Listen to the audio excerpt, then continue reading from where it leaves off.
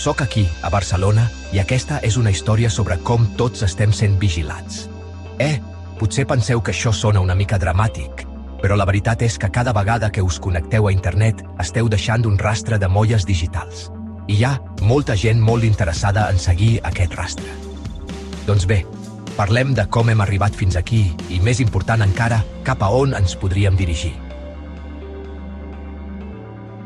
Ara us podríeu estar preguntant, quan va començar tot això? Bé, ve de més lluny del que podríeu pensar. L'Internet, tal com el coneixem avui, té les seves arrels en una cosa anomenada ARPANET, que va ser desenvolupada pel Departament de Defensa dels Estats Units durant la Guerra Freda. La idea era crear una xarxa de comunicació descentralitzada que pogués sobreviure a un atac nuclear. Però, des del principi, també es va utilitzar per a la vigilància. Aquest patró de tecnologia, desenvolupada per a la defensa i adaptada per a la vigilància, s'ha repetit al llarg de la història. I no són només els governs. Les grans empreses tecnològiques com Google, Facebook i Amazon han construït models de negoci sencers al voltant del que es coneix com l'economia de la vigilància. Ens ofereixen serveis gratuïts i, a canvi, recullen les nostres dades. Moltes dades. Bé, parlem d'aquest dispositiu que probablement teniu a la butxaca ara mateix. El vostre smartphone és una eina increïblement poderosa, però també és un dispositiu de vigilància increïblement potent. Constantment està recollint dades sobre vosaltres, la vostra ubicació, els vostres moviments, fins i tot la manera com sosteniu el telèfon. I això abans, fins i tot de parlar de les aplicacions que heu instal·lat. Cada aplicació és potencialment una altra finestra a la vostra vida.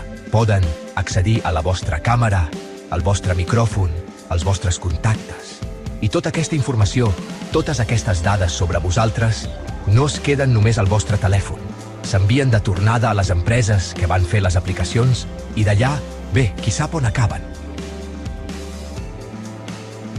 Llavors, on ens porta tot això? Bé, un dels desenvolupaments més preocupants és la tecnologia de reconeixement facial. Ja s'està utilitzant en molts llocs arreu del món i té el potencial de crear una societat on cada un dels vostres moviments pot ser rastrejat i enregistrat. Combineu això amb les grans quantitats de dades que ja s'estan recollint sobre nosaltres i teniu la recepta per a un estat de vigilància que faria que el 1984 de George Orwell semblés antiquat. Però no tot és tan fosc. Hi ha coses que podem fer per protegir la nostra privacitat.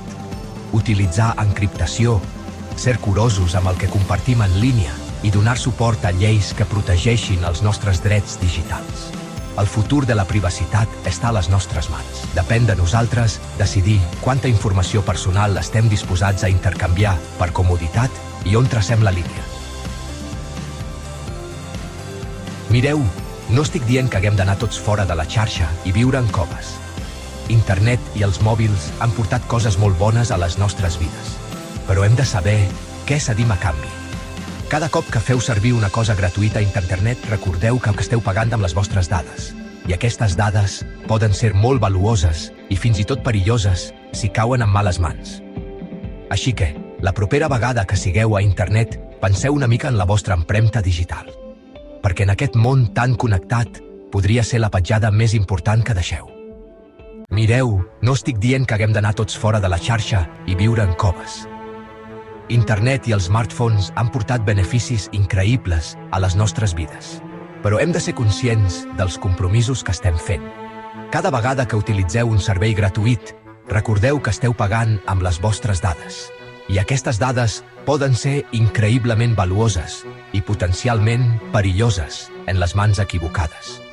Així que la propera vegada que estigueu en línia, preneu un moment per pensar en la vostra empremta digital, perquè en aquest món connectat podria ser l'empremta més important que deixeu.